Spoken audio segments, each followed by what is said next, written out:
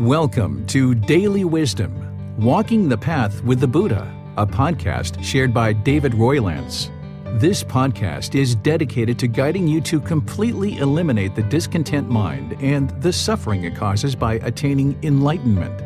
Learn and practice the teachings of Gautama Buddha that will guide you to fully attain a peaceful, calm, serene, and content mind with joy. To support this podcast, visit patreon.com/support Buddha or visit buddhadailywisdom.com, where you will discover a full range of courses, retreats, and online learning resources to assist you on the path to enlightenment. Now, here's our teacher to share more.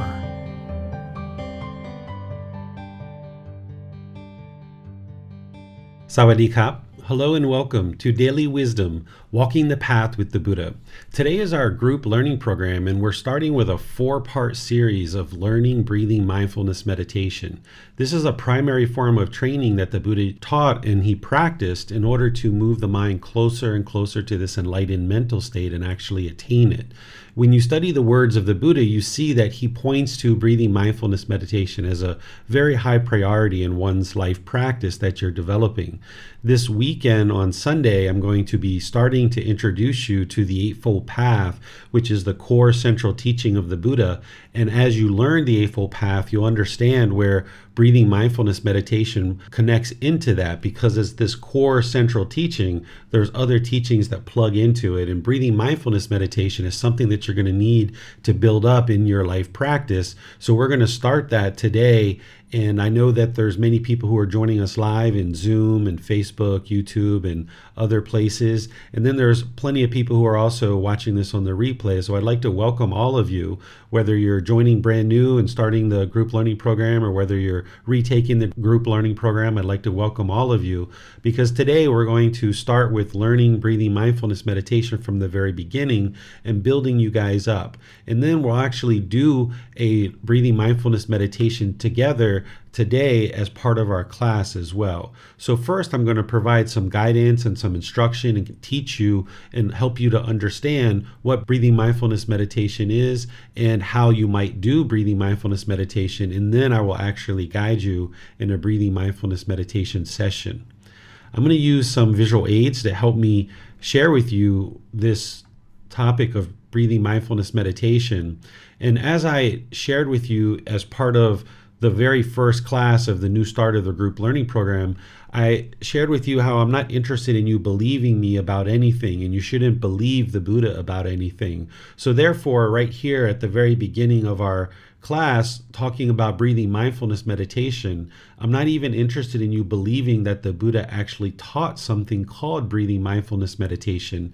Instead, what I'm going to do here is bring in some of his words, just a few of them, about meditation, so that you can see that he actually did teach meditation and he did teach breathing mindfulness meditation. As you progress in your journey with the path to enlightenment and the teachings of the Buddha, you'll see more and more words around meditation and what he taught, but these are just a few to help you get started. The first thing he says here, at least what I have here for the class, is meditate, monks. Do not be complacent, lest you regret it later. This is my instruction to you.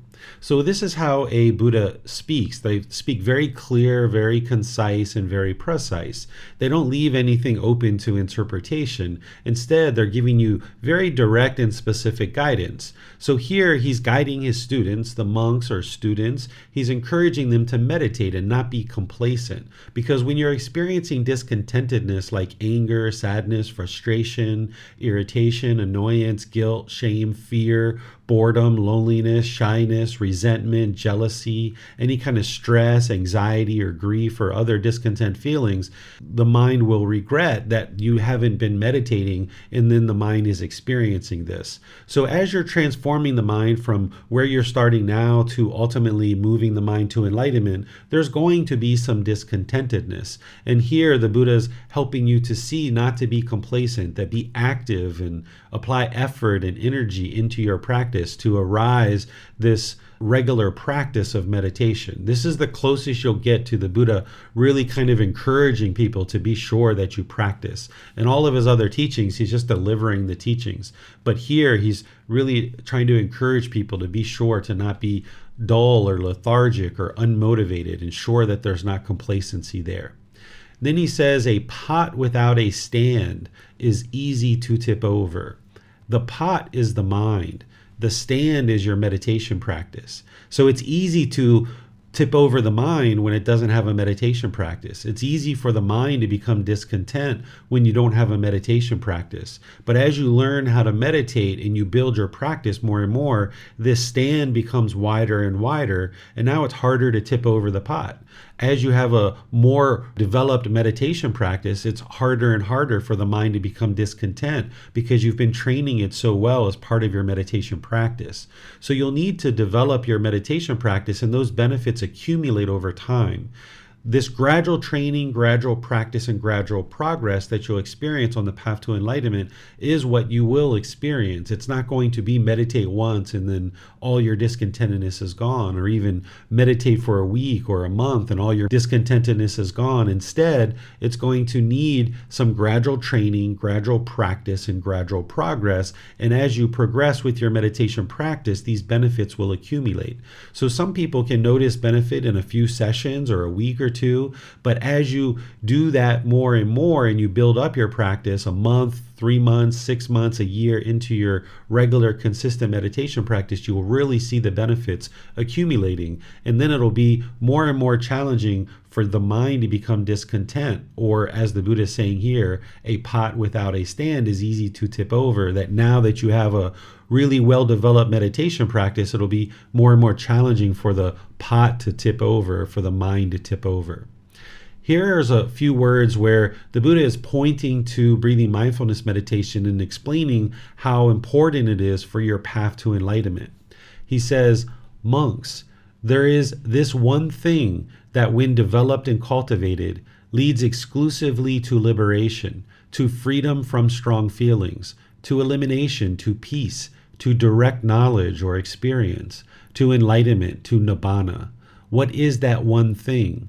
Mindfulness of breathing, or breathing mindfulness meditation. This is that one thing that when developed and cultivated leads exclusively to liberation, to freedom from strong feelings, to elimination, to peace, to direct knowledge or experience, to enlightenment, to nibbana.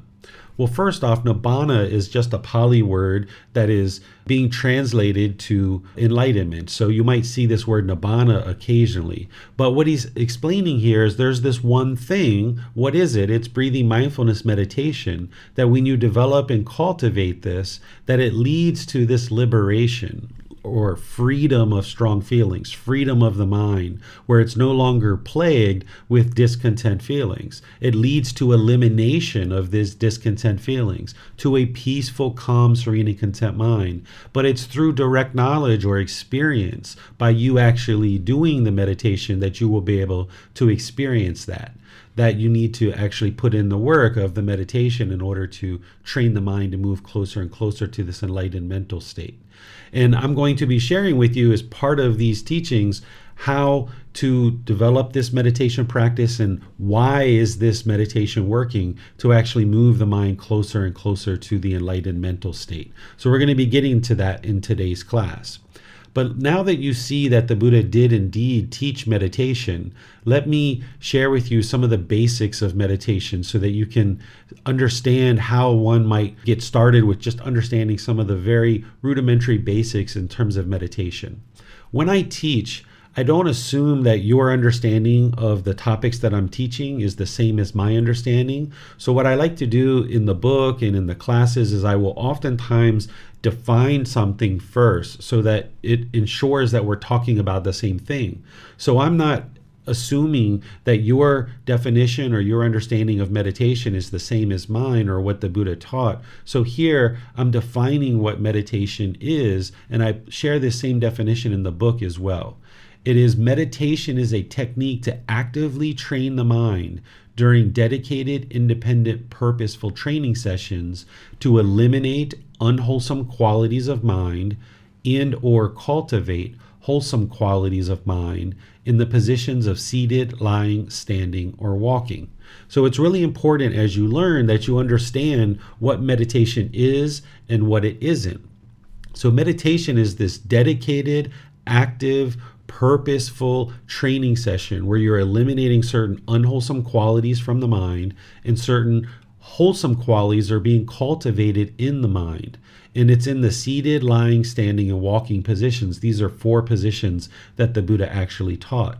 The unwholesome qualities that are being eliminated, I'm going to share that with you with each meditation that I teach you. I'm going to explain what are the pollutions or the unwholesome qualities of mind that are being eliminated through this meditation and what wholesome qualities are being cultivated. This is the why behind why are you doing each individual meditation. It's really important to understand the why so that it more fully informs your practice so you'll know what to actually be doing while you're meditating. And it's also important to understand that meditation isn't exercising, walking the dog, gardening, driving, or things like this. Sometimes now in common language, someone might say, I'm going to go walk the dog and meditate, or I'm going to go garden and meditate, or I'm going to go for a drive and meditate. But if you thought that meditation was walking the dog, gardening, or driving, and that's all you did, you wouldn't actually be able to experience enlightenment because it's not a dedicated, active, purposeful training session to eliminate certain unwholesome qualities and cultivate wholesome qualities. Now, these things and others can be wonderful. Exercising, walking an animal, gardening, or driving, all of these things can be really wonderful for your life, and there might be things that you actually do. But it's just important to understand that those things aren't meditation. Those are other activities that you might be doing. So today I'm going to be teaching you, and then over the course of these 4-part series, I'm going to be helping you to develop this meditation practice that is a dedicated, purposeful, active training session. And as you're learning meditation, it's important to have a teacher. You wouldn't be able to get to enlightenment without a teacher. As I mentioned in our very first class on Sunday, that only a Buddha would be able to get to enlightenment by themselves without the help of any guidance of any teachers. So you'll need to have a teacher in order to help you to develop your life practice and get to this enlightened mental state. And meditation is the same way. You would like to have a teacher. So if you would like to consider me your teacher, you're welcome to do that. You would need to have somebody to reach out to occasionally, whether it's in classes or private messages, or like I have Facebook posts that you can post, or you can schedule personal guidance, because there's people that try to practice meditation on their own through YouTube videos and books and things like this, not realizing that they actually need a meditation teacher. And they can get themselves into a whole lot of challenges with the mind. There's actually been people who have reached out to me that maybe for a few years they were trying to meditate on their own through YouTube videos and books and things like this, and their mind got into a really difficult situation, even to the point where they couldn't work any longer. They were contemplating suicide. They were in deep depression. They were sometimes sleeping 23 hours a day.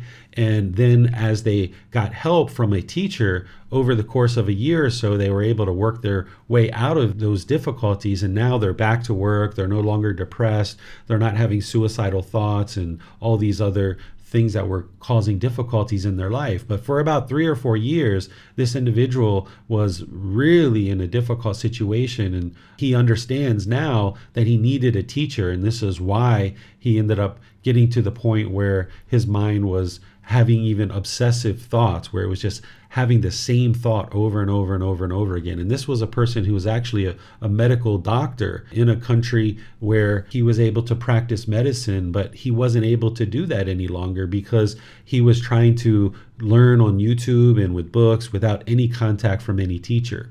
There's going to be periods of time in your meditation where you'll meet with challenges and you'll have certain questions, and having a teacher to reach out to and say, hey, I'm experiencing this in meditation. Can you help me? And if all you get back from me is that's completely normal, keep going, it can give you the confidence that you're on the right track. But for this individual, just because they didn't have that, they were meeting challenge after challenge after challenge after challenge, and this is what worked their mind into the problems that they experienced.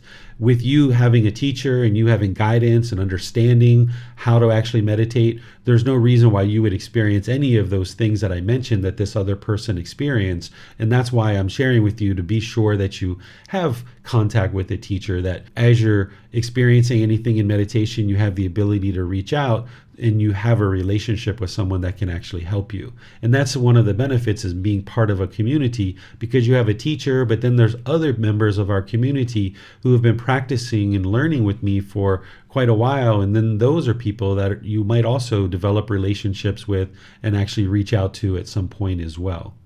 So, as I mentioned, there's no reason why you would experience any of those things that that same individual experienced, because you actually have a teacher that you can reach out to, and you also have other members of the community that you might develop relationships with over the course of learning, that you also might decide to reach out to those individuals as well.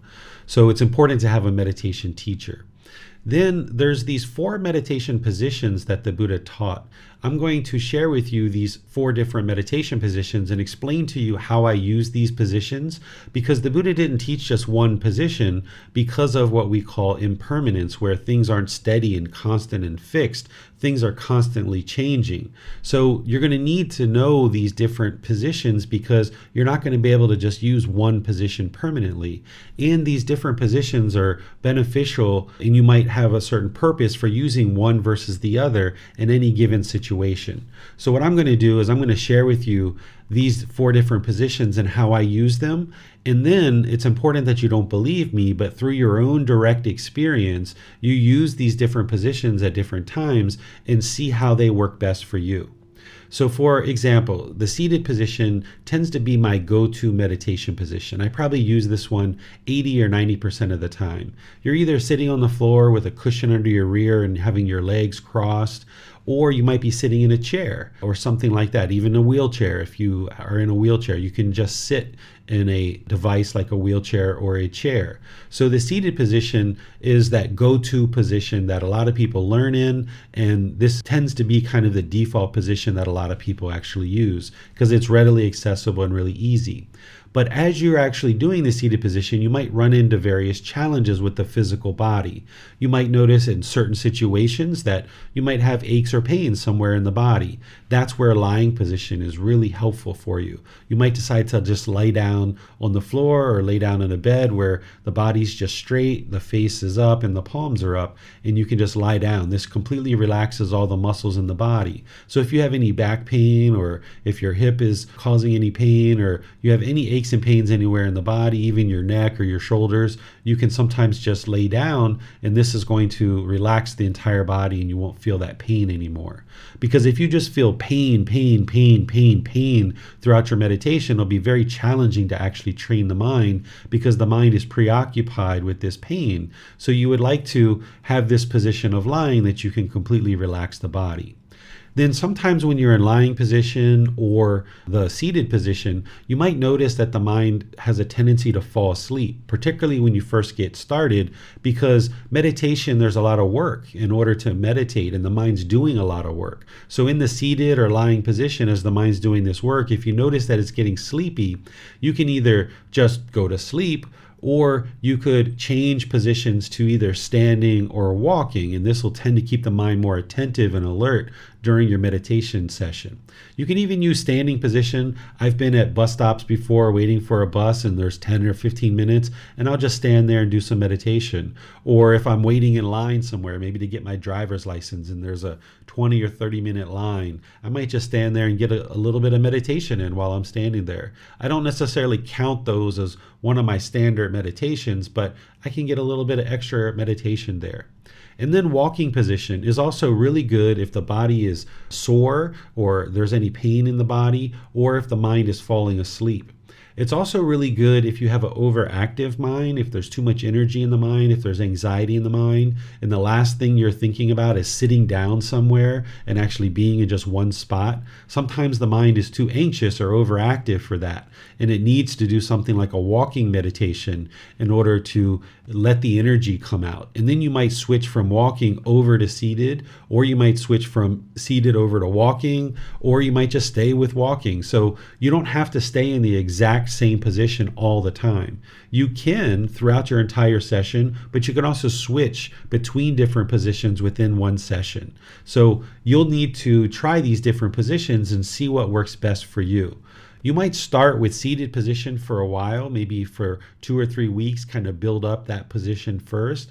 Then you might actually try some others as well. You can switch between these different meditation positions within one session, or you can just stay with one meditation position. But you should try each one of these positions and build up your practice so that you know in what situations and what circumstances you prefer one position versus another.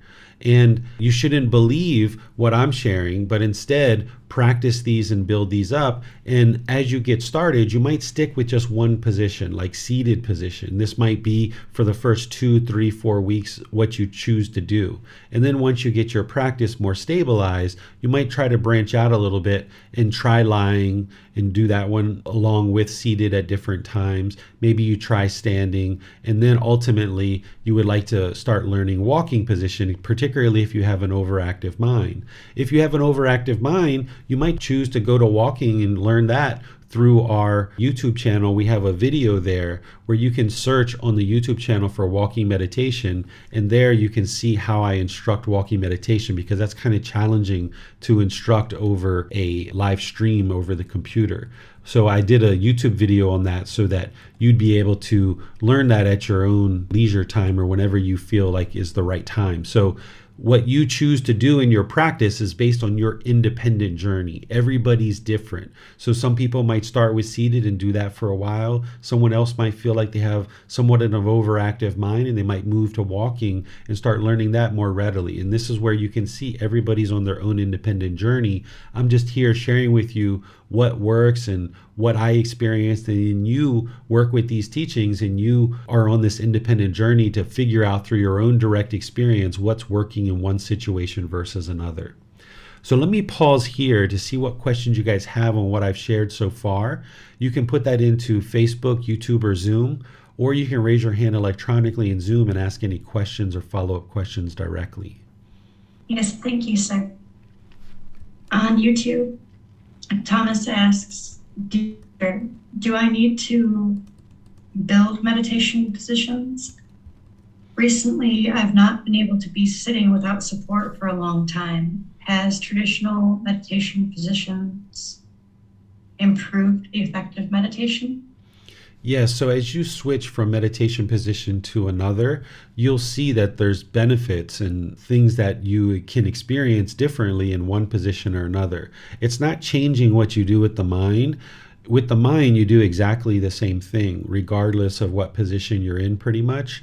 But what you're doing by changing the position is you're making the body comfortable.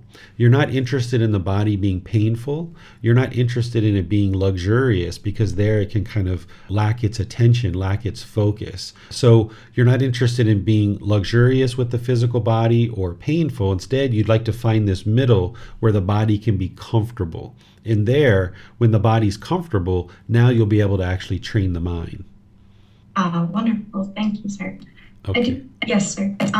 Are we able to do each type of meditation that is taught in all of these positions? Like, can we do loving kindness position or loving kindness meditation while we are walking? So breathing mindfulness meditation can be done in seated, lying, standing, and walking position. But with loving kindness meditation, that's done in seated, lying, and standing. We don't do loving kindness in the walking position. So when I get to the 4-part series on loving kindness meditation, the things that I share with you there, they can be done in seated, lying, standing, but we wouldn't do them in the walking position because it's a different type of meditation, and it's done typically only in those 3 positions of seated, lying, and standing. Yes, wonderful. Thank you, sir. Yes, sir. On YouTube, Joe Ellie asks, hello, as a novice, should I be fighting off thoughts for the entire meditation time? Thank you. you're not interested in fighting off anything. You'll see as I instruct the meditation, I'm going to now go to the next part where I'm going to be giving you a lot more details on meditation and how to do it and guiding you in an actual meditation session. We're going to be cutting off thoughts and letting them go, but you're never interested in fighting anything. So you'll see after I instruct the meditation, check in at that point if you still have this question, because then you'll hear how to actually do breathing mindfulness meditation. Wonderful. Thank you, sir. There are no other questions at this time. Okay. Let's go to the next part of our class, which is what I'd like to share with you in terms of what we're actually accomplishing in breathing mindfulness meditation. These are the 4 individual meditations that the Buddha taught as part of his teachings. And the first 2, breathing mindfulness meditation and loving kindness meditation, are something that every single practitioner is going to need on the path to enlightenment. And that's because they address 2 of the 3 primary problems that the Buddha discovered. When we get to chapter 8, we're going to be discussing what's called transforming the 3 poisons of craving, anger, and ignorance. And these are the 3 high-level problems that the Buddha discovered about the unenlightened mind. And each one of these meditations, breathing mindfulness meditation addresses one, loving kindness meditation addresses the other, and then part of developing your practice to acquire wisdom addresses the third one. So as you learn the 3 poisons, you'll understand more closely why the Buddha taught only these 2 primary methods of meditation, because that's really all you'll actually need. And then this meditation to eliminate sexual cravings and meditation to realize non-self, these are 2 specialized meditations that not everyone's going to need. So I only teach those on an as-needed basis. But in this program, to get you started, breathing mindfulness meditation is the first priority, because what you're going to learn on Sunday is that the primary cause of all discontentedness in the mind is craving, desire, attachment. This is what's actually leading to the anger, the sadness, the frustration, guilt, shame, fear, shyness, boredom, loneliness, resentment, jealousy, and all these other discontent feelings. So when you learn the 4 Noble Truths as part of Sunday's class, you'll then hear me explain to you that breathing mindfulness meditation is one of the primary trainings to address the primary problem that the Buddha discovered. Because in those 4 Noble Truths, I'm going to be explaining the problem, the cause, the elimination, and the path forward. So here with breathing mindfulness meditation, what you're eliminating from the mind is what's called craving, desire, attachment. This is the mental longing for something with a strong eagerness, the way the mind chases after the objects of its affection. If it gets what it wants, it gets pleasant feelings like happiness, excitement, elation, thrill, euphoria. But if the mind doesn't get what it wants, then it moves to this anger, sadness, frustration, irritation, and other painful feelings. So it's really important as part of your path to enlightenment to understand the 4 Noble Truths and what craving, desire, attachment is, which we're going to be describing on Sunday in detail. We're going to be going into that in detail. But just understand that breathing mindfulness meditation is antidoting or transforming or uprooting this unwholesome quality in the mind of craving, desire, attachment. And then I'll explain that to you on Sunday. Then what you're cultivating in the mind is called mindfulness and concentration. These are 2 qualities of mind that's part of this core central teaching of the Eightfold Path. Mindfulness is awareness of mind. And in order to purify the mind and train the mind, you're going to need this awareness of mind in meditation. But then also all throughout your day, you'll need to have this awareness of mind so that as unwholesome qualities are arising, you can skillfully cut those off and let them go. And then when the wholesome qualities are in the mind, you can support those, encourage those, and not allow them to fade. So mindfulness is a very important quality to cultivate in the mind. So you're developing that in meditation and then practicing it in daily life. And this is once again something that we're going to be going into a lot of detail on when we get to that section of the Eightfold Path. I'll be explaining to you what mindfulness is in more detail. But for now, you might just think of it as awareness of mind. And then the other aspect that the mind is cultivating in breathing mindfulness meditation is this wholesome quality of concentration, or the ability to have singleness of mind, where you can focus on a single object and train the mind to have focus and clarity and concentration. So in our meditation, we're going to be focused on the breath. And as you receive this instruction, you'll hear that the breath will be coming into the nose. You'll be hearing the sound of the breath, and you can focus on that sound, or you can focus on the sensation of air moving into the nose. This is the single object that you're focusing on to develop that singleness of mind. The breath is the present moment. It's right now. And what the unenlightened mind will have a tendency to do is it wants to go to the past, or it wants to go to the future. So as you're focusing the mind on the breath, you're developing this awareness of mind where you're aware of what thoughts are coming into the mind, and you're training it or honing it and practicing to focus on just a single object like the breath in the present moment, so that when the mind moves off the breath, you can regain this control of the mind. One of the problems that are in the unenlightened mind is it lacks discipline, or it lacks control. So when the mind wants to run forward into the future or run into the past, in meditation, you're going to be training the mind to come back to the breath, the present moment. And then over an accumulation of multiple sessions, your mindfulness or awareness of mind will gradually increase. The concentration will gradually increase, where you have more ability to focus the mind. And then you're also eliminating craving, desire, attachment, which is also helping with concentration. And now these qualities of mind, of mindfulness and concentration, you can use them in daily life, in your personal and professional relationships, and all that you do in life. You'll have more awareness of the mind, you'll have more focus, more concentration, you'll develop more memory, and this all comes from training the mind in breathing mindfulness meditation, and then using those qualities in your daily life along with all the rest of the Eightfold Path that I'm going to be teaching you over the next 3 Sundays.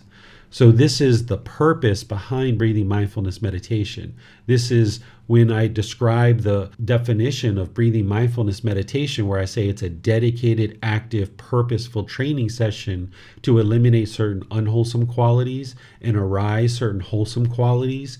Well, the unwholesome qualities that you're eliminating is craving, desire, attachment, the mental longing, where the mind isn't content and peaceful and joyful in the present moment. It wants to be in the past, or it wants to be in the future. So you're eliminating that unwholesome quality of craving, desire, attachment. And the wholesome qualities that you're cultivating is mindfulness and concentration. Then let's talk about starting a meditation session and the way that you would start, and some things that you need to understand as we get ready to now learn breathing mindfulness meditation. One of the first things to understand is that the mind is the boss and the body is the employee. Essentially, the body is following whatever the boss, the mind, is interested in doing. So if you're in meditation and the body is painful, the body is not going to allow you to access the mind, because the mind is just going to be experiencing pain, pain, pain, pain, pain. So if the employee is painful, if the body is painful, it's not going to take you to go see the mind, the boss. But also, if the body is luxurious, if the employees are luxurious, they're going to become fairly lethargic and unmotivated. It's not going to allow you to go see the boss or the mind. So if you would like to access the mind in order to train it in meditation, you're going to need to get the body comfortable, not painful and not luxurious, but in the middle where the body's comfortable. So if at any time you experience any pain, whether it's the hip or the back or what have you, you can shift and adjust in your meditation position and try to get the body comfortable. But if you're having challenges with that, that's where you just switch positions. You might switch from a seated to a lying, or you might switch from a seated lying or up to a standing, or you might switch to a walking position. Don't feel like you need to permanently stay in one position and never move throughout the meditation. At any point that you see pain in the body, we're not interested in the employee being painful, because it's not going to take us to see the boss or the mind. But also, we're not interested in having tons and tons of pillows around and all kinds of luxurious things around in order to make the body luxurious, because now it's not going to take you to go see the boss or the mind. So be sure that the body's in the middle where it's comfortable, not painful and not luxurious. Then the Buddha, as he talks and he instructs meditation, he says multiple times in his teachings to set up mindfulness in front of you before you meditate. What mindfulness is its awareness of mind. That's the way to think of it real generally. We're going to talk in more detail about mindfulness in a few weeks on a Sunday to give you a better understanding of what mindfulness is. Nowadays, the word mindfulness has made its way into common language, and a lot of people use mindfulness instead of the word careful. So they might say, will you mindfully carry this cup of water to the table? What they're really saying is, will you carefully carry this glass of water to the table? But it's important that even though other people might be using this word mindful in a way that the Buddha didn't use it, that you ensure that you understand what the word mindful means and that you use it in the way that you understand from the path to enlightenment, which is awareness of mind. So what the Buddha is saying in his teachings is set up awareness of mind in front of you before you actually start meditating. So instead of just walking in and plopping down into meditation and haphazardly jumping into a meditation session, what he's explaining is to gradually ease the mind into meditation, where you're developing this awareness of mind as you ease it into meditation. I'd use chanting in order to ease the mind into meditation and to set up this mindfulness or awareness of mind and awareness of the breath as I'm easing the mind into meditation.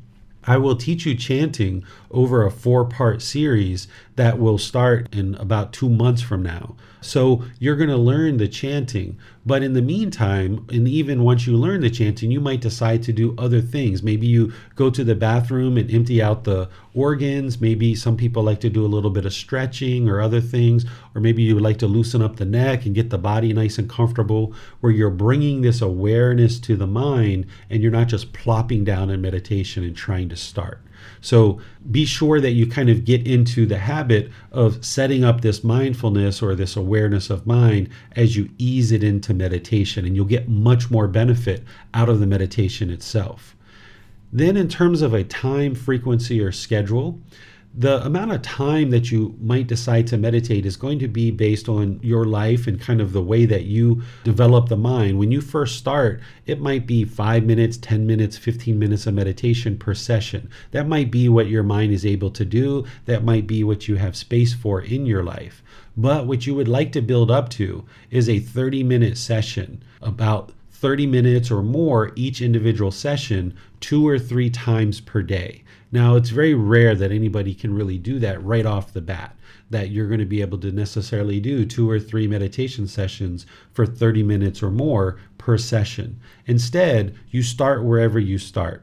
If it's 5 minutes, if it's 10 minutes, if it's 20 minutes, wherever you start is where you start. But over the course of weeks and months, just gradually build up where you're making more and more space in your life and you're training your mind more and more closely, where you can get to 2 or 3 sessions per day for 30 minutes or more. And again, it's going to take you some time to build that up. You're not interested in having an alarm if you don't need one in order to do your meditation. If you're on your way to work in the morning and you've only got 20 minutes and you need to set an alarm, or else you might go over in your meditation, then go ahead, by all means, set an alarm. But in situations where you don't need an alarm, like maybe on the weekends or on the evenings, it's best to not set an alarm, because one of 2 things is going to happen.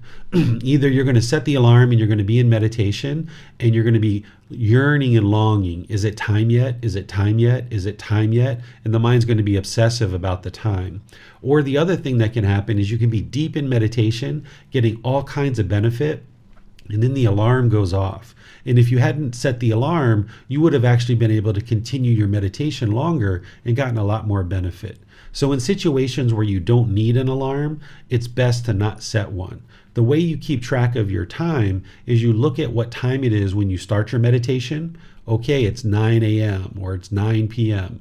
Now you do your meditation. And then when you're done, you look at the time. Okay, it's 9:15 or it's 9:30 or it's 9:45. And now you know that you meditated for 15 minutes or 30 minutes or 45 minutes or what have you. In terms of a fixed schedule in order to meditate, it's best not to have a fixed schedule, because you're not going to be able to meditate at the exact same time every day.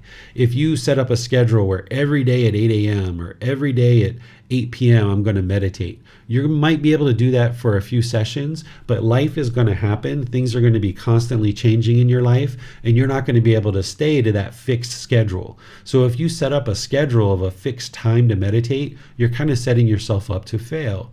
Instead, what you would like to do is have these anchor points where 2 or 3 times a day you're meditating. And maybe that's morning, maybe that's evening that you're meditating. And then where you ultimately would like to end up is where you're getting in this third session potentially every once in a while or maybe on a regular basis. But if you can get to at least 2 to 3 meditation sessions per day for 30 minutes or more, this is ideal. Even if you're doing 2 sessions a day and you build up to 30 minutes or more, this is where you're going to see the most benefits. But when you first get started, wherever you're at, that's where you're at. And some people can meditate for a minute or 2. My son, when he started meditating, it was kind of like 1 minute or 2 minutes. Same thing with me when I first started meditating. It was very short, but then you just gradually expand it wider and wider. And this is where you know that you're on your own independent practice. You're not comparing yourself to anybody. You're not in a competition with anybody. It's your own independent practice. So wherever you start is where you start. Just be sure that you do it where you don't have a set fixed schedule, because things in life aren't going to be set and fixed like that. They're going to be constantly changing.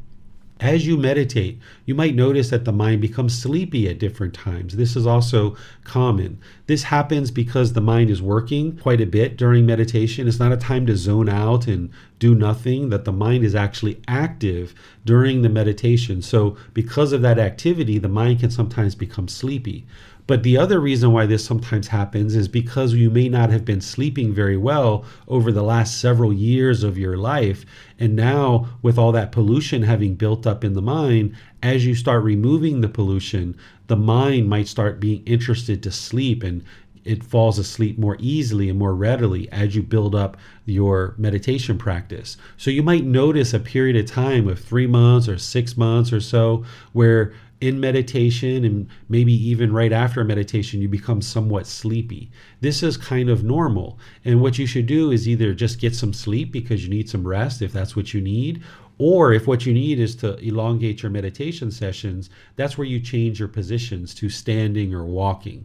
The lying position tends to induce sleep, so this one isn't necessarily ideal if you're finding that you're falling asleep or that you're getting sleepy in meditation. Usually sleeping in meditation isn't the best way to do your meditation. You'd like to actually be active and dedicated in your meditation so that you're getting some real training in. So if you're noticing that you're dozing off and falling asleep, lying position probably isn't the best position for you.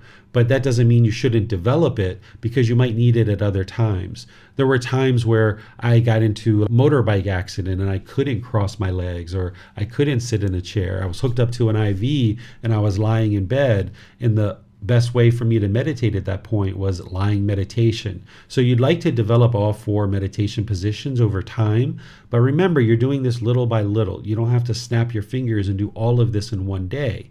It's like walking up a mountain. You're going to gradually progress up this mountain little by little, and attending to the things that you need to attend to as you go. So as you notice sleepiness, you can either just get some sleep or switch positions to help the mind stay more attentive and alert or invigorated during your meditation sessions. As you're meditating, the body might experience some various physical sensations, like some itching sensations or other sensations. Where you're noticing that, you certainly can go ahead and itch if you need to itch. And usually that's what you're doing as you're first getting started. But what you would like to ultimately get to is get to the point where you can go longer and longer periods of time where you notice that the itch arises, it changes, and it fades away. If you're craving for permanent comfort of the body, as soon as the itch arises, you might try to itch it right away. And if that's what you need to do when you're first starting, like, okay, go ahead and do that. Or if you can wait 3 seconds or 5 seconds and then you need to itch it, okay, go ahead and do that. But what you would like to do is extend that amount of time longer and longer so that you get to the point where you see this itch arise, it changes and it fades away, and you don't need to break your meditation in order to scratch the body because of this itch, because these physical sensations are going to occur at different times in the body as you're meditating. It's not possible for the body to be permanently itch-free for a period of 30 minutes, for example, if you're doing a 30-minute meditation session. So where you notice that, feel free to itch it, but try to elongate that longer and longer, where you ultimately get to the point where you don't need to itch the body. You might notice visual stimulation during the meditation. This is where you might see various colors that come into the mind. You might see various images from your past or things from long ago in past lives that you didn't necessarily experience in this life, but it was some other life. These are very common in meditation. They can occur. They don't necessarily occur when you first start meditating, but for some people, they can experience that. And there's various reasons why this is occurring. You're not special or some special class of person. If you see green, it doesn't mean you're going to get wealthy. If you see purple, it doesn't mean that you're part of a royal family or anything like this. You don't need to go out and figure out what these things are. Essentially, what this is in terms of the colors is that as you're training the mind is affecting the brain. The brain and the mind are two different things. The brain is the physical organ that's in the body, and this is tangible. You can actually touch it. The mind is intangible. You can't touch it. The mind is what you're training, and there's an effect and a connection to the brain. And because the brain is involved in sight, as you're training the mind and there's physical changes that are happening to the brain, this is what brings up the various colors.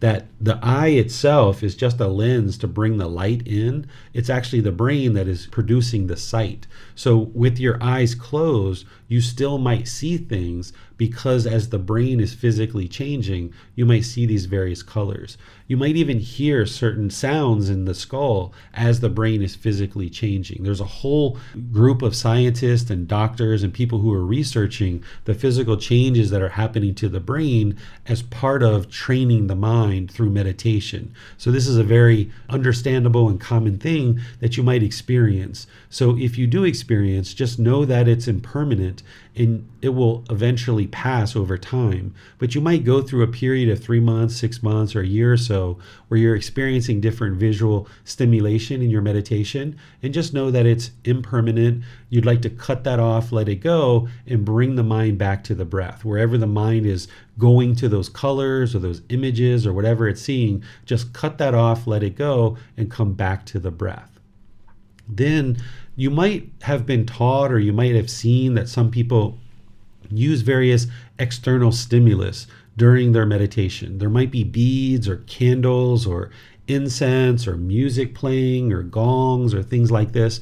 This isn't helpful for your meditation if you're trying to develop your mind in the way that the Buddha actually taught. Instead, what you'd like to do is strip away all of these things from your meditation practice if you're currently using those. If you're not using those or you haven't even been meditating before, wonderful. You don't need to start using all of these things because otherwise the mind's going to get fixed and attached to the beads, the candles, the music, the incense and the gongs and all of these things. And then the mind's going to build up this habit or this dependency where it can only meditate when it's got these things available. And these things aren't going to be permanent in your life. You're not going to always have that special candle or that special phone app or something like that. Instead, what you would like to do is build up your meditation practice where it's not dependent on these external stimulus. What you would like to do is just rely on the body, the mind, and the breath. These are the only three things that you actually need for your meditation: the body, the mind, and the breath. You'll have those three things with you all the way through the course of this life. So if you build up your meditation practice, and if you're currently meditating with external stimulus, if you strip those things away to practice just the body, the mind, and the breath, then you can meditate anywhere at any time. If you're in an airport, if you're at a bus stop, if you're on a hiking trip in the mountains of Chiang Mai, Thailand, you can be 3 days from civilization. You don't need that special music or that special gong or that special candle or incense or phone app. Instead, you just have the body, the mind, and the breath. These are the only three things that you actually need. The way that we're going to be doing meditation is I'm going to guide you in terms of getting the body comfortable. You'll hear me as I do the guidance to help you get the body more comfortable. Not painful, not luxurious, but comfortable. Once the body's in position, then I'm going to start saying some guidance or sharing some guidance that's going to help you to establish your breath.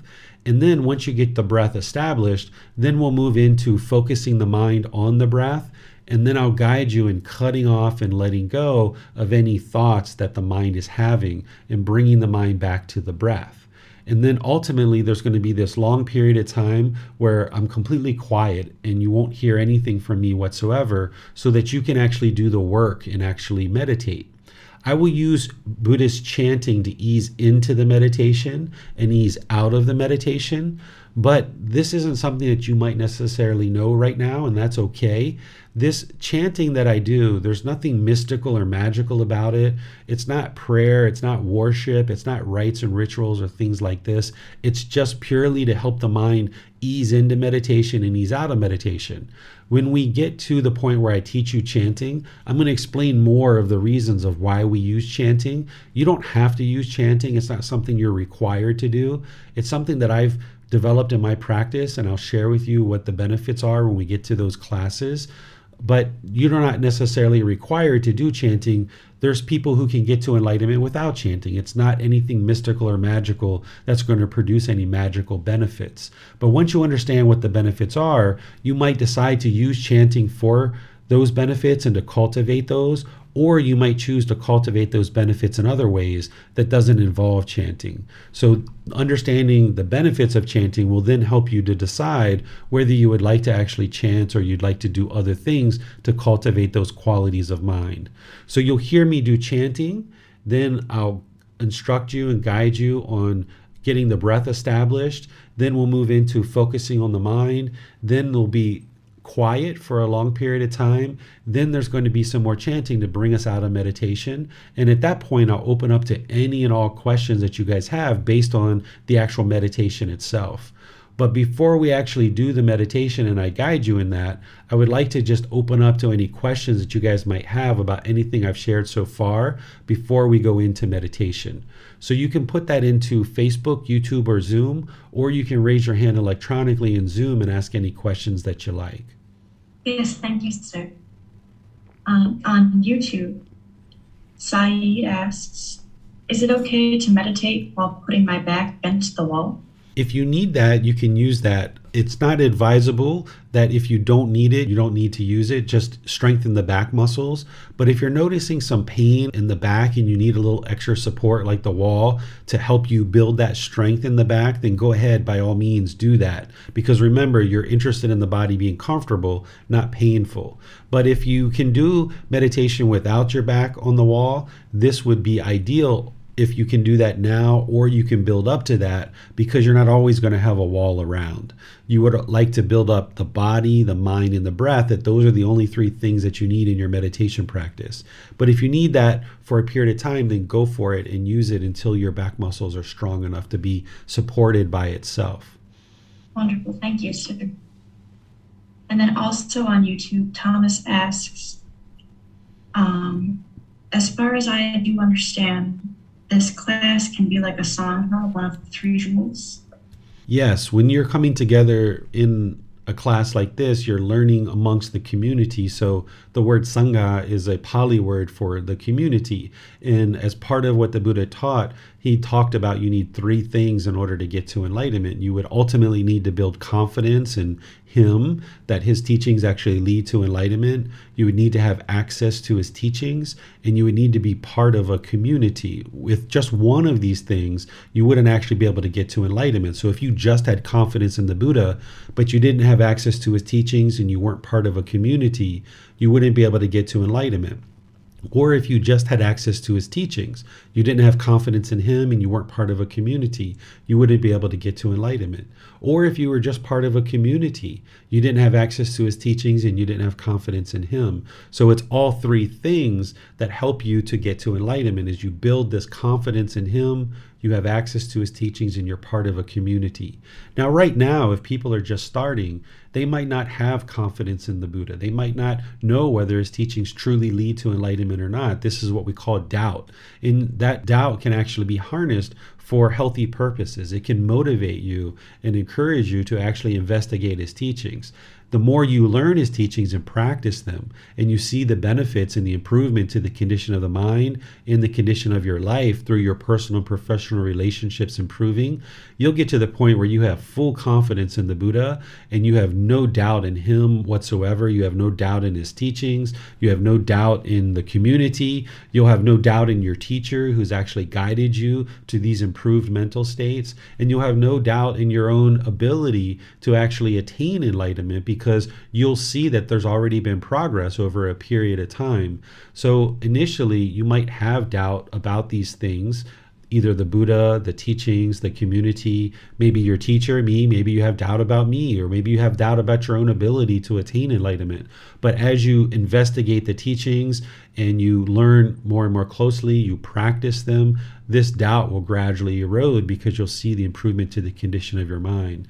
So that's why I invite you guys to come into Zoom a bit early if you'd like. You're not required, but if you'd like to participate in getting to know the rest of the community, there's usually people logging in somewhere between 8:30 and 8:45, and there's usually somewhat of a conversation going on prior to class in Zoom before the actual class goes live. So you guys are welcome to log in like that in order to get to meet each other and be part of the community. But even just joining on YouTube or Facebook or listening to the podcast, the replay, you're still part of a community that can help you.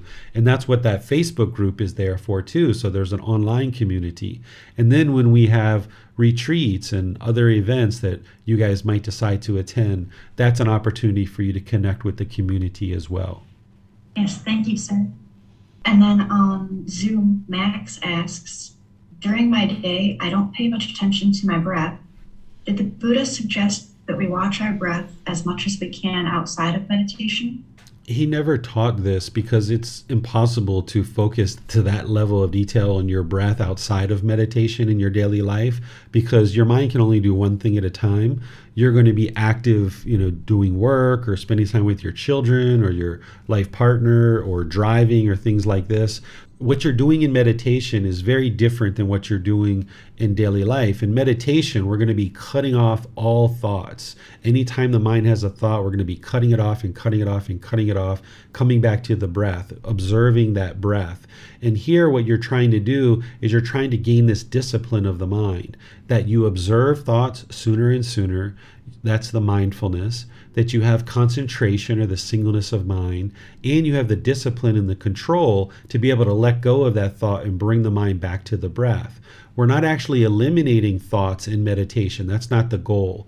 Even an enlightened being is still going to have occasional thoughts in meditation, but they'll observe those thoughts sooner and sooner, and they'll cut them off and let them go easier and easier as you get closer and closer to enlightenment. So the breath is just there in meditation to be your single object that you're focusing on. In daily life, when you're having thoughts, if you have an unwholesome thought, like say anger rises up in the mind, or say there's a craving to steal something, or there's a craving to have sexual misconduct going outside of a relationship or something like this, or say there's a craving to take substances that cause heedlessness, you'd like to cut that off because those are unwholesome thoughts. But in daily life, where you have wholesome thoughts, you would like to encourage those, support those, not allowing them to fade. So you don't need to be constantly focused on the breath throughout your day. This would be distracting to the mind because you're going to be involved in other activities. Wonderful. Thank you, sir. And then I think because we've spoken about the body and the mind and the boss and the employee, Thomas on YouTube asks, so who is training the mind? Sure. So there's this body, which is one thing. Then there's the mind, which is a second thing. The combination of these two things together is the person. So the Buddha taught about the mind and training the mind, but he made aware that there are these three components that are coming together. There's the body, there's the mind, and then the combination of those two things is the person. What's training the mind is the person.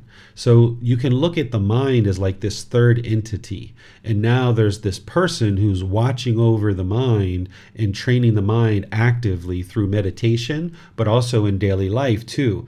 This eightfold path that I'm going to be sharing with you over the next 3 Sundays, this is what's going to give you the entire life practice.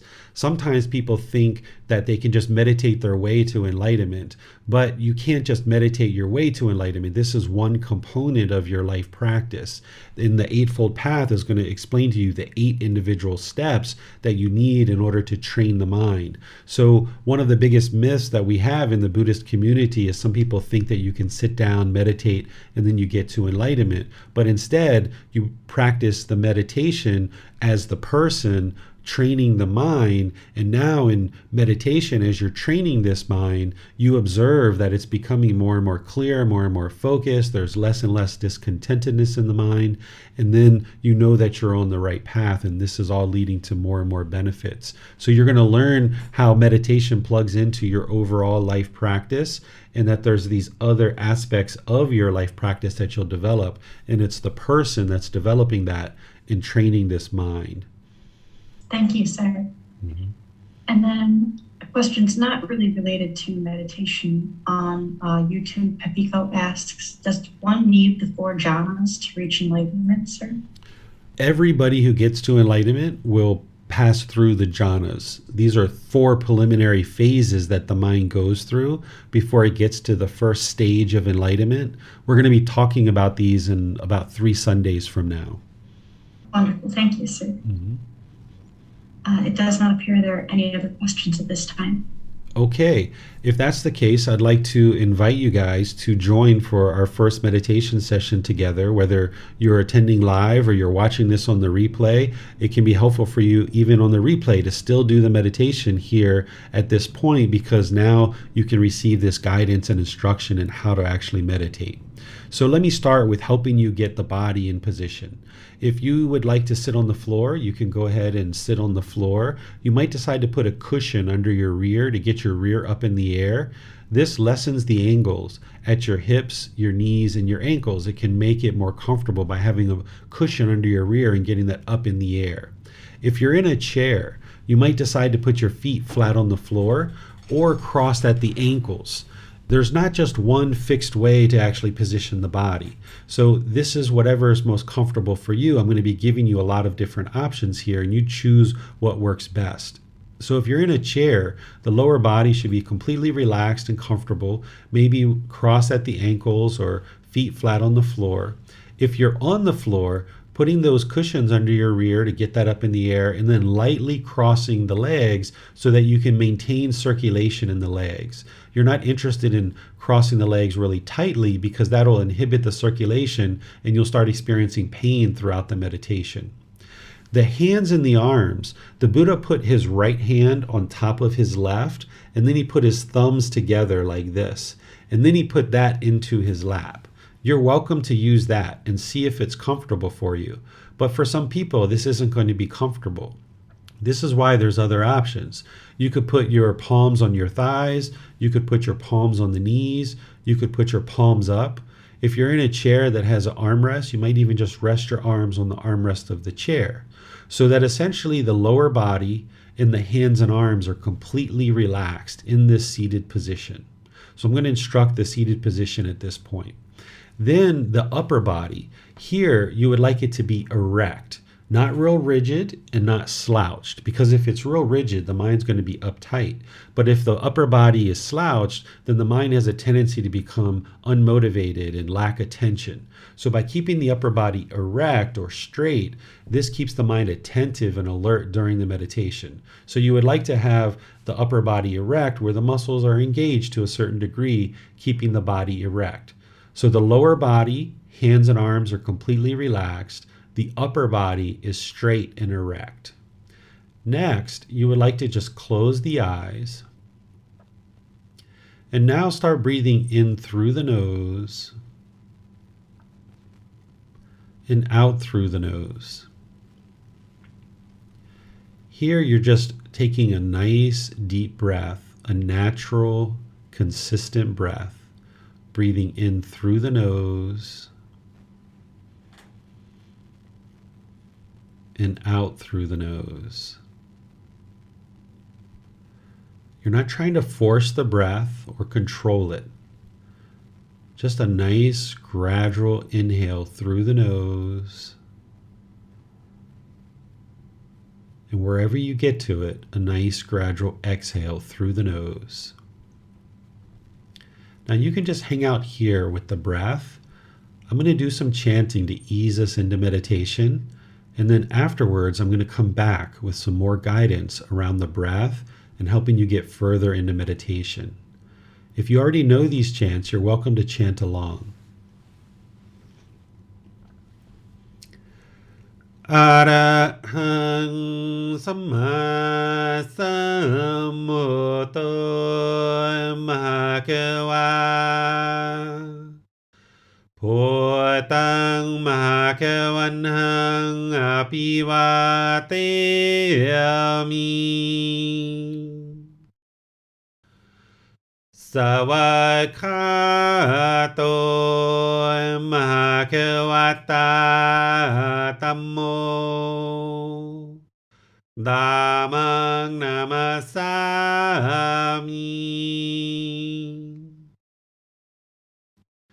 Supatipano Bhagavato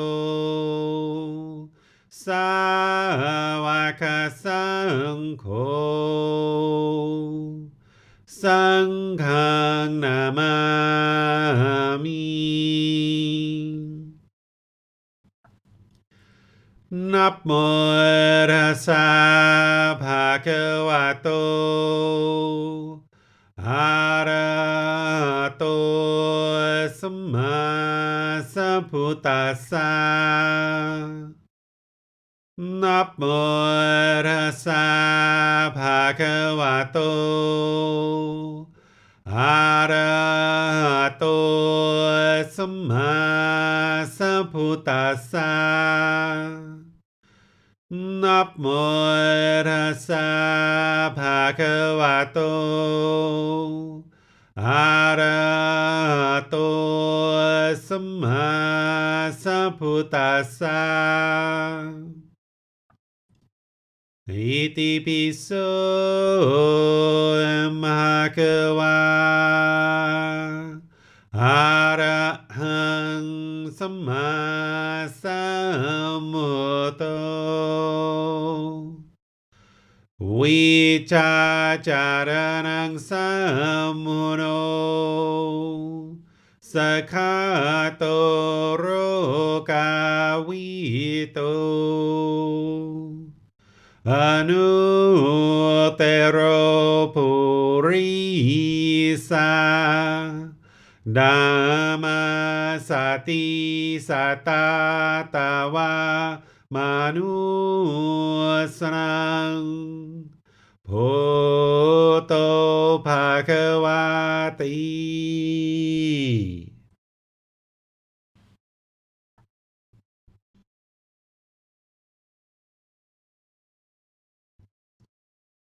Okay, you should just be breathing in through the nose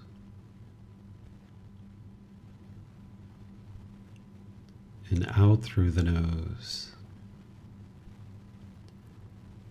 You should just develop a nice natural breath. Breathing in and out. Breathing in and out. Your breath isn't going to necessarily match up with the guidance that I'm providing. This is your practice. I'm just here to provide guidance. So wherever you get to the next inhale, just breathe in gradually through the nose, establishing a nice natural breath. And then whenever you get to your exhale, just breathe out gradually through the nose, using this guidance, breathing in and out.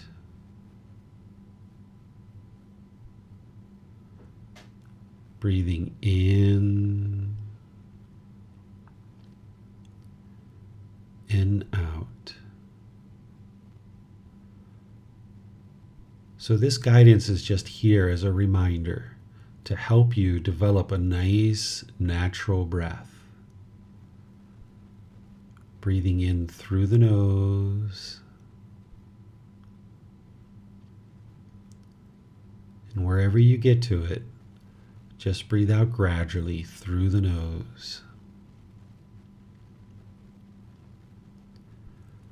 Once the breath is well established, you'd like to start fixating the mind on the breath, the sound of the breath, or the sensation of air moving into the nose.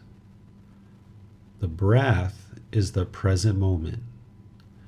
Fixate the mind on the breath, the present moment. Breathing in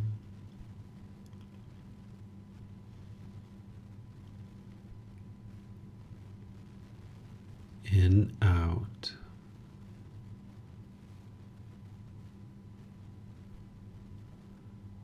Breathing in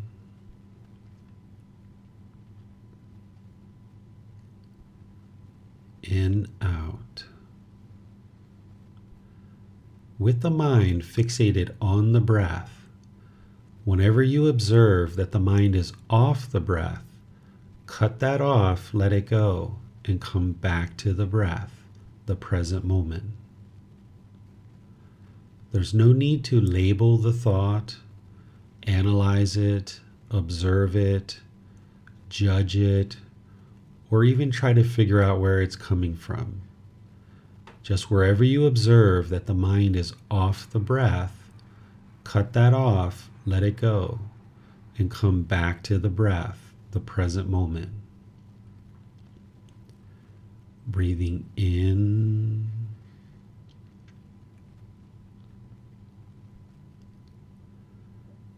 and out. Breathing in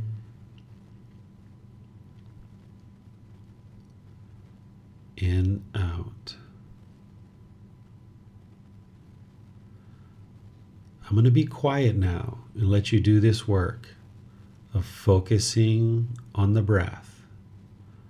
And whenever the mind is off the breath, you cut that off, let it go, and come back to the breath, the present moment.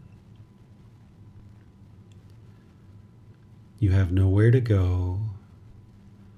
There's nothing to do.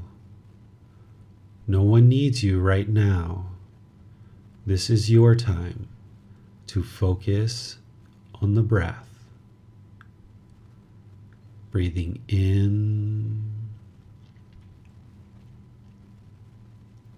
and out.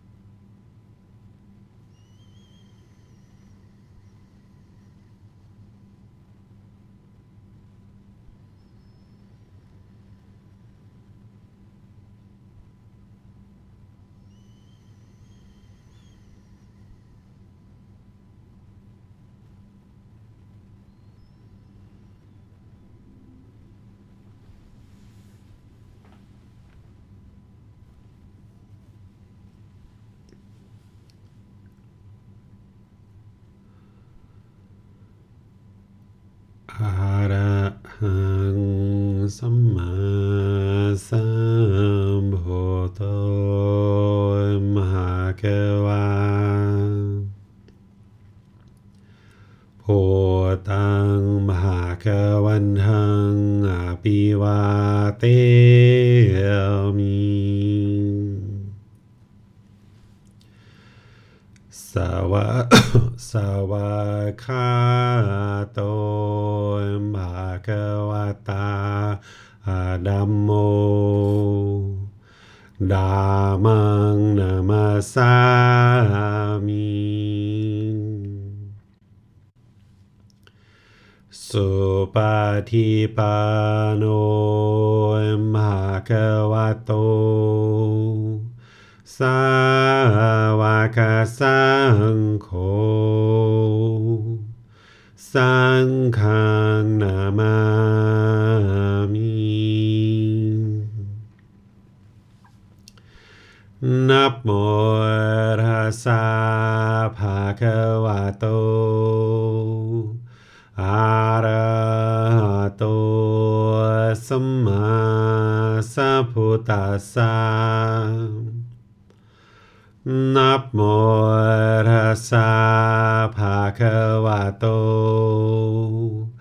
อะระหะโตสัมมาสัมพุทธัสสะนะโมตัสสะภะคะวะโต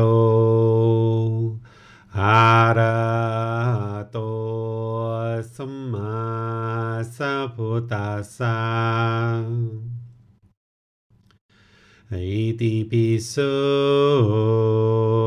ภะคะวะอะระหังสัมมาสัมพุทโธวิชาจารณังสัมพุทโธสัคคาโตโรกาวิโตอนุเตโรปุริสาธัมมาสติสัตตาตาวามนุสนังพุทโธภควาติ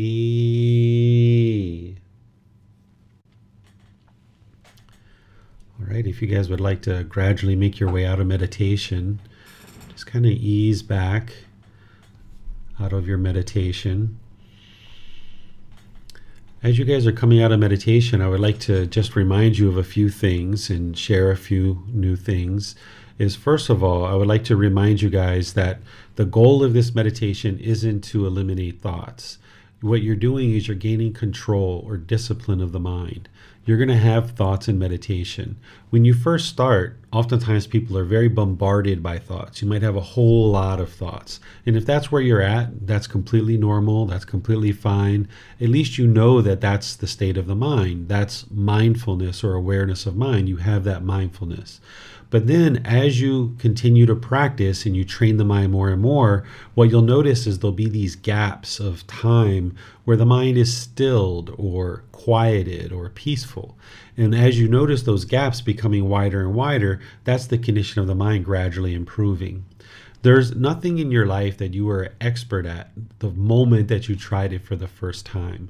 So I don't suggest that you put expectations on yourself that you should be an expert right now in meditation, because this may be the first time that you've ever meditated with me in this particular way, in this particular style, because this is the way that the Buddha actually taught, the way that I just shared with you. So even if you've been meditating other places, you may not have meditated this way. So you're not going to be an expert in meditation right from the beginning. Everything you've ever learned in your life that has any purpose or any value, you've needed to gradually learn, gradually train, and gradually practice so that you could experience this gradual progress. So don't have the expectation that you should be perfect with meditation. you're going to experience some thoughts and maybe even a bombardment of thoughts as you get going with meditation. But as you train and you accumulate the benefits, you'll see this accumulation of the benefits where there'll be more quietness and more stillness in the mind for longer and longer periods of time.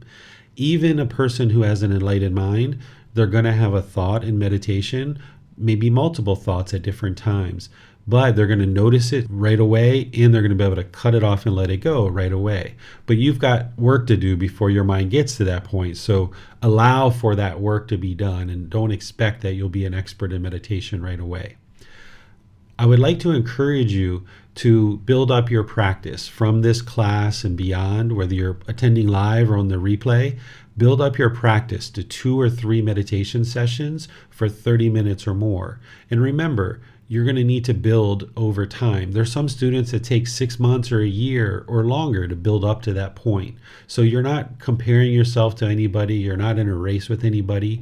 Instead, you just start wherever you start. If you can start with once a day for 5 minutes and that's where you're starting, okay, that's where you're starting. Or if you're starting twice a day for 10 minutes, okay, that's where you're starting. So just build up your practice wherever you're at, whatever you're able to start with that. And then as you build up to 2 or 3 sessions per day for 30 minutes or more, you're going to see increased amount of benefits as you do that. What's important for you to keep in mind as you're building up your meditation practice is that you should never, ever, ever give up.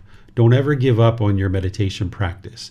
While you may feel challenged, while you may feel certain struggles during your meditation practice, while you may feel like you're not seeing immediate progress, if the mind's craving and wanting progress right away, don't allow the mind to do that. And as you see it doing that, just cut it off and make sure this person trains the mind that, hey, you're going to need some time to develop this. You're not going to be an expert from the beginning. So give yourself that time. Don't ever give up. Just continue to work forward. If you shrink back from the struggle, then your mind isn't going to be able to progress. Oftentimes when we feel that there's a struggle or we feel like there's a challenge, we either want to run away from it or we want to push this challenge away from us. But instead, what you're learning as part of this path is to turn around and walk towards the struggle. That's what you would like to do. That's what's going to produce results. If you give up, it's walking away, right? It's going to allow this discontent mind and these bombardment of thoughts to continue. That's for sure going to lead to no progress if you give up. But if you turn around and you walk towards the struggle by coming to classes, by reading the books, by asking questions of your teacher, by maybe scheduling personal guidance sessions, by asking questions, this is walking towards the challenge so that now you can gain wisdom and you can improve the condition of the mind. But if you give up or you turn away from the struggle, you're not going to be able to experience that progress. And remember the words of the Buddha that I shared at the very beginning of class. Meditate, monks, or meditate, students. Do not be complacent, lest you will regret it later. This is my instruction to you. So if you can remember this over the coming weeks and months, that where you see the mind wanting to be complacent, maybe it wants to search on social media and surf some posts, maybe it wants to watch TV, listen to music, maybe it wants to, run around and do this thing or that thing. Instead, don't allow the mind to be complacent. Start carving more and more time out of your life where you allow the mind to develop this meditation practice and the other things that you're going to need too, like coming to classes and reading books and things like that. So where you see the mind wanting to be complacent and keeping you in that dark place where there's stress and anxiety and sadness and anger, don't allow that to be there. Don't allow the mind to remain complacent. Instead, the person needs to stand up and decide to train this mind. Treat it like a kid, treat it like a child, treat it like a wild animal that, hey, this mind needs to be tamed. Get over here. You need to do some work, right? So don't allow it to just be indulgent in all these different activities that maybe it's doing now. Of course, you're going to do some of those things at different times in your life, but where you see the mind pushing off or shrugging off meditation, you need to arise this energy and this effort that is directed towards practicing the teachings, which includes meditation. So I'll pause here and see what questions you guys have for the rest of class. You can put those into Facebook, YouTube, or Zoom, or you can raise your hand electronically in Zoom and ask any questions or follow-up questions directly. Yes, thank you, sir. The only question that is on YouTube right now is Thomas asking, up until the next class, any homework not relating to the meditation? If you would like to read chapters 4 and the first little part of chapter 5, you can. That's something that I'm going to be covering in Sunday's class. So the meditation, of course, building that up. But then if you'd like to read chapter 4 and the first little part of chapter 5 about right view and right intention, you could do that. You might even decide to read the preface of the book. This is a real good introduction to the path to enlightenment, is reading that preface. So that's another thing that you could potentially read over the coming days. It does not appear that there are any other questions this time, sir. All right. Well, I'll just end class by saying thank you all for attending. Thank you all for your time and attention. Thank you for choosing to dedicate your time to learning and practicing these teachings, because as you do, it's only going to help you, those close to you, and all of humanity as you build up your practice. And now you're causing less and less harm in the world by training the mind. And I would also like to once again remind you that as you need help, feel free to reach out. I'm here for you to help you as you have challenges. You can post questions in Facebook, you can ask questions in class, you can send private messages, and you can schedule a personal guidance session. So feel free to reach out and ask for help as you need that. So until next time, I'll see you guys in one of these future classes where I'll be sharing the path to enlightenment with you on Sundays and Wednesdays. We'll see you then. Sawadee krap. Thank you for listening to this podcast. To provide support for this podcast, visit patreon.com/support Buddha. To access more teachings, visit buddhadailywisdom.com.